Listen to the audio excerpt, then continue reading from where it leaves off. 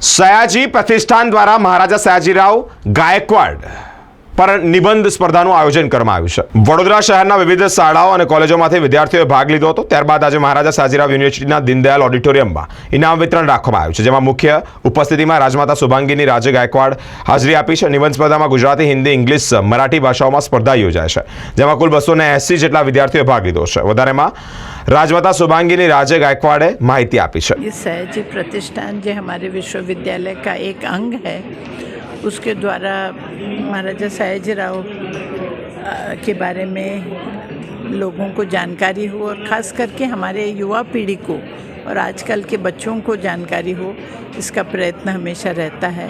तो इसी संदर्भ में उन्होंने एक ऐसे कंपटीशन के आयोजन किया था, जिसमें करीब 280 बच्चों ने पार्टिसिपेट किया।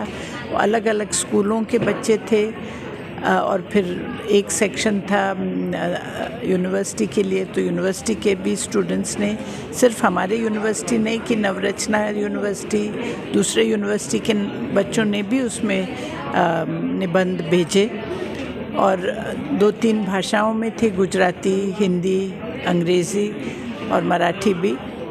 तो इन्हीं सब को चॉइस था कि किसी भी विषय के ऊपर महाराजा साहब ने जो काम उस समय हुआ, कोई भी विषय ऊपर निबंध लिखें।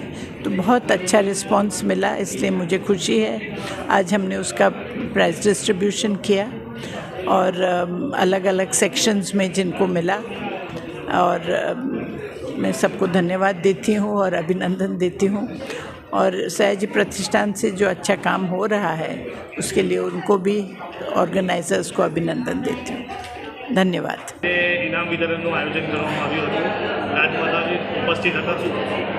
આજરોજ સયાજી પ્રતિષ્ઠાન મહારાજા સયાજીરાવ યુનિવર્સિટી ઓફ બરોડા તરફથી મહારાજા સયાજીરાવ ગાયકવાડના થીમ ઉપર એસે કોમ્પિટિશનનું આયોજન કરવામાં આવ્યું હતું। આ આયોજન 4 ભાગમાં વહેંચાયું હતું। ગુજરાતી, હિન્દી, ઇંગ્લિશ અને મરાઠી 286 છોકરાઓએ એમાં ભાગ લીધો હતો અને આજે એના ઇનામ વિતરણનો કાર્યક્રમ આયોજન કરેલું હતું। અને આ કાર્યક્રમમાં માનનીય ચાન્સેલર મેડમ શુભાંગીની રાજે ગાયકવાડ હાજર હતા અને રામપાલ શુક્લજી જે કોર્ડિનેટર હતા એ પણ પોતે હાજર હતા।